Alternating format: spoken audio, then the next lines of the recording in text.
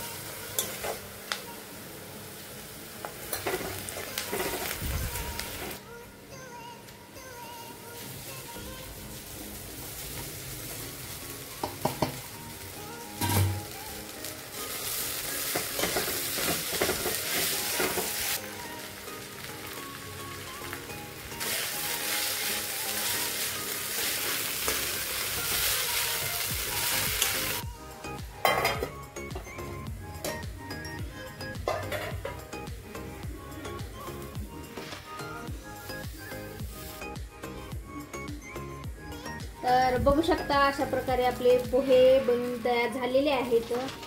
तर आता मी मुलांना देते खायला प्लेटात वाढून.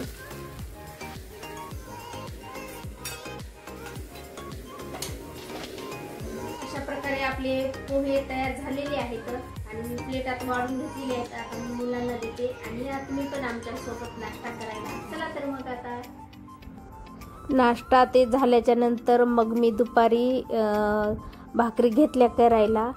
तर इथं मग मी बाजरीच्या भाकरीच करत आहे आज. तर बघू शकता. तर म्हटलं आज खूप दिवसातून बाजरीची भाकर काही बनवली नव्हती. तर मग आज बाजरीची भाकरी खायची होती आम्हाला, म्हणून मग मी आज बाजरीच्या भाकरीच केल्या. तर इकडे तवा पण मी गरम करायला ठेवला होता अगोदर. तर आपली भाकरी टाकून घेतली आणि त्यानंतर वरून पाणी पण लावून घेतलं आणि एक साईड भाजली होती, पलटून घेतली. बघू शकता अशा प्रकारे आपली बाजरीची भाकर बनून तयार आहे. तर बघा मी थोडीशी गॅसवर भाजत आहे.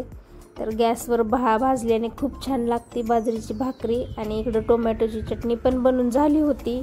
4 भाकरी बनवल्या होत्या आणि मग त्यानंतर मी दिवस मावळता दिवाबत्ती केली होती. तर बघू शकता अशा प्रकारे संध्याकाळची आपली दिवाबत्ती झाली होती माझी करून.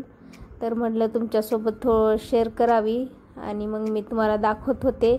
7 वाजता असा अंधार पडला होता. तर मग म्हटलं थोडंसं दाखवावं तुम्हाला बाहेरलं. आणि इकडं आली होती मी गॅलरीमध्ये.